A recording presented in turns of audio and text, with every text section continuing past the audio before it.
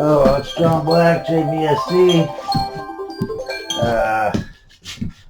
Let me do my timer. Oh, sorry about that.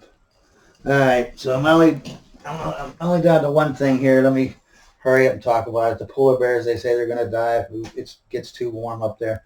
First of all, who gives a crap about polar bears? We're talking about human beings. You have two continents that could be used for people. You know what I mean? Greenland, Iceland, you could have people in there. You can have Canada. You have all these places with people, with plants and other animals. 100 billion animals can come in and live in that ecosystem because it's warmer. Instead of being freezing cold where only three types of animals can live. Like, how many animals can there be in these polar caps, man? Jesus. Every time you see a picture of the polar caps, there's nothing there. Even when they're looking at animals, it's usually just one animal. But my thing is this, when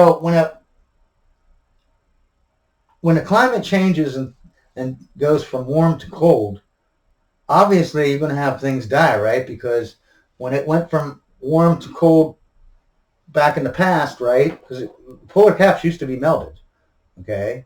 Then they froze over.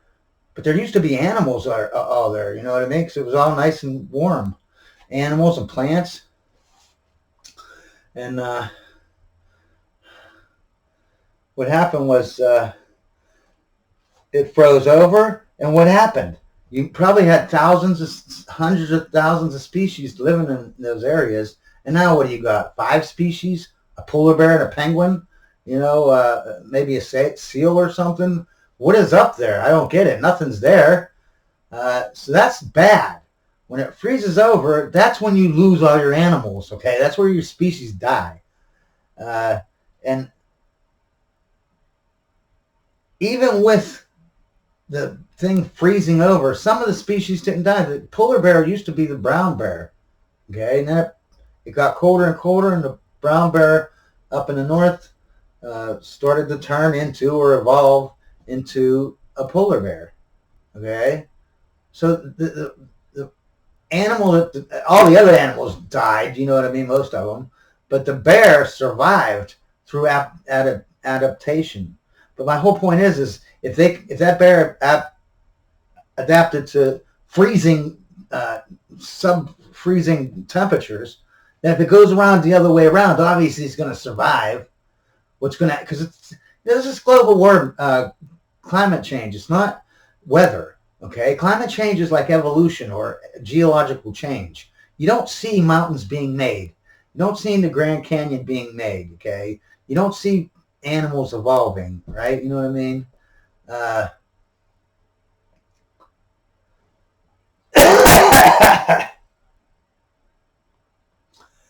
So you can't see the bear change or whatever. But anyways, I lost my train of thought.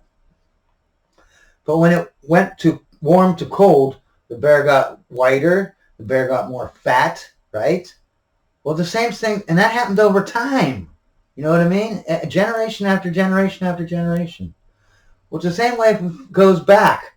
But this way, when it goes back, all those animals first of all, are going to survive.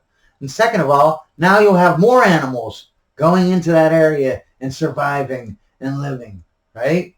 What's going to happen to the polar bear? He's going to start getting more brown as the land gets grassy, you know what I mean, and things, whatever. And the polar bear doesn't like it being frozen over like that. I don't know why people think that any animal would like it to be frozen, everything be frozen over. That's why I think they hibernate, the polar bear. If they didn't, they would die because everything freezes over. They can't get to the fish. They can't get to water, you know, where all the animals are. That's why they don't want it to be. They love the summer because then that ice melts and then they can get to the water and get to the fish and get to the food. But anyways, what's going to happen is over time, the bears that have less fat, they get their prey a lot easier. They don't tire out easy. And the one that has a lot of fat is not going to survive as much. And little by little, just like climate change is little by little, they will move at the same rate, and they will create, the polar bear will change into a bear that has less fat. so that it can handle the warmer temperatures. It's still going to be cold in where they're at. And they have the ocean. They can jump into the water or whatever, you know. But they're going to...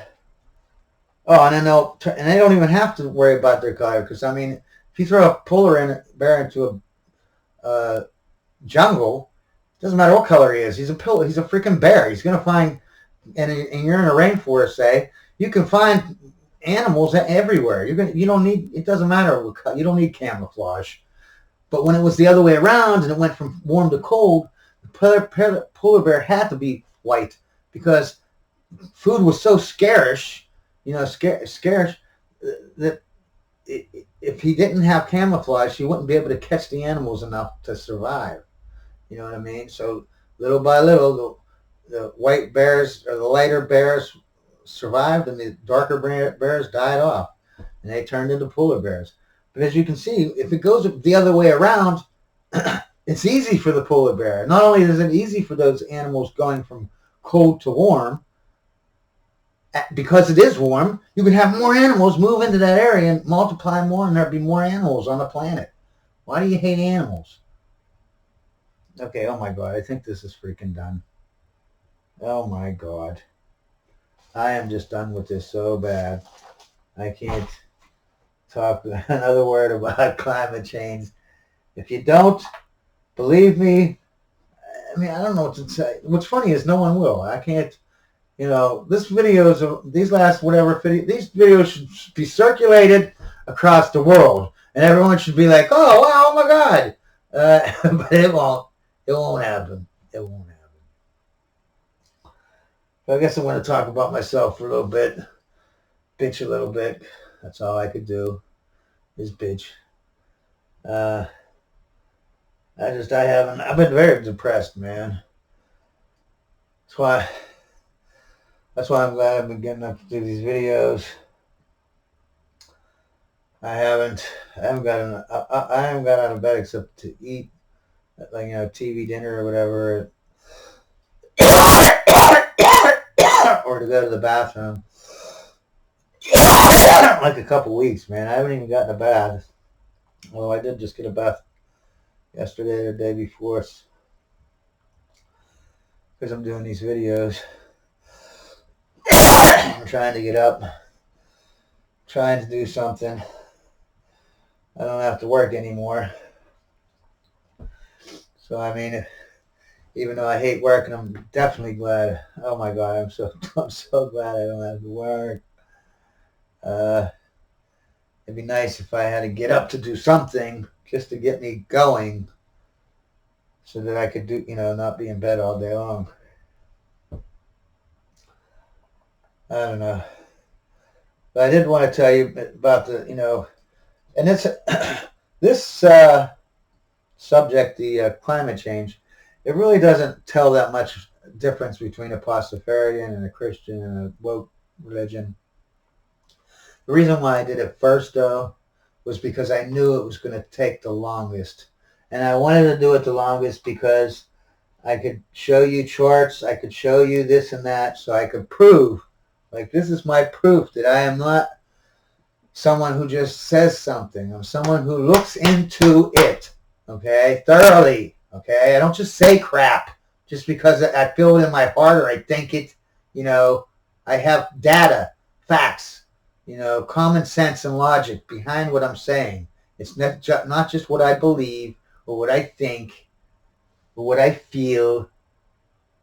Okay, so this was a bad example. The reason why I did it first, like I said, it was going to be so long, I just wanted to get it out of the way. And it proves that I am a type of person who looks into stuff. I don't just whatever, you know what I mean?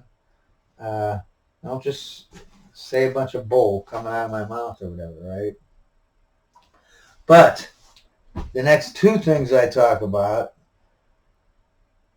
will be slavery and genderism. Genderism, I don't know if you know that is, like transsexuals, non-binary, that kind of thing. The science behind that and the slavery. Those two things I'm going to do next, or try to do next. really tell the difference between the three religions. I mean, you really can see the difference.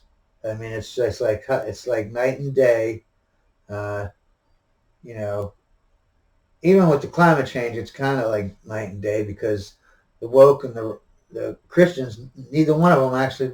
Well, the woke are actually just lying, but the dupes that are down on the bottom of the totem pole that are woke, they're just idiots. You know what I mean? They're just not looking into things. In the same way with the right or the Republicans or the Christians, they're just not looking into anything. They just whatever they feel in their heart, that's all they care about. Uh, but the Pastafarian, you can see how much a Pastafarian takes before he starts telling you what's going on. He's going to get the facts. He's going to get the truth. See, that's the thing. That's the I give you, if there was 10 commandments, I'm going to give you 10 commandments. I'll give you 2 of them right now from the Pastafarian. Nothing is above the truth. Okay, you never want to lie on the truth. And you got, and that second thing is never fix your neighbor's household before you fix your own household. Meaning never pay your neighbor's electric bill if you can't pay your electric bill. Okay? You don't do that. What you do is you fix your household or you pay your bill, and then if you do that, then you help your neighbor. It's kind of like the airplane. They always say, first, something's happening, there's depressurization and no oxygen now, and the oxygen things fall down. They always say, you put on your mask first, then you put the mask on of the child or the old person that can't do it themselves. You don't do it the other way around. And there's a reason why they say that, okay? Because if you do it the other way around, let's say you have an old person or a child, you put their mask on them, and now you just had enough time to do that. And now there's not enough air, and now you're unconscious. And now if they couldn't put their mask on them, how are they going to pick you up off the floor so you're close enough to the mask and put the mask on you? How are they going to do that? They can't do it. But if you do it the other way around, you put the mask on you, you didn't go unconscious. Let's say the child does go unconscious. That doesn't mean anything. Just because they go unconscious doesn't mean they're dead. You just hurry up and put the mask on them, and they will be okay. You know what I mean? That's why. Because the same way with your paying someone else's bills when your bills ain't paid. Then you get evicted from your house, and now 6 months later, they can't pay their electric bill again, and they can't borrow it off you because you're homeless. But if you wait till you have your stuff household in order, your bills in order, then you start helping people. Now you can't be pushed down for helping them.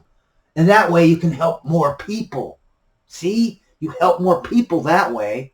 If you do it the other way around, where you're helping people when you couldn't even help yourself, all you're going to do is put yourself in the same situation as them and then never be able to help anyone else again until you get back on your feet. How does that make any sense? And I want to make sure that you know, let me see how much time we got here. I want you to know that, Pastafarian also uses some kind of common sense too, man. Like, even though lying is the number one, or not number one, but one of the most important things, the truth. You should tell the truth. You got to use some common sense. You know what I mean? If your wife is feeling, bad about her big ass or something, she asks, oh, does my ass look smaller? And you lie and say, oh, yeah, it looks great now, man. That's not wrong. If you tell the child, 5-year-old, that Santa Claus exists, it's a lie, but it's not wrong, okay? We all know when it's okay to lie and when it isn't. And you can sit there and say, well, I didn't know that was wrong, or I didn't know it was wrong to lie to my wife that I was cheating. I didn't know, come on.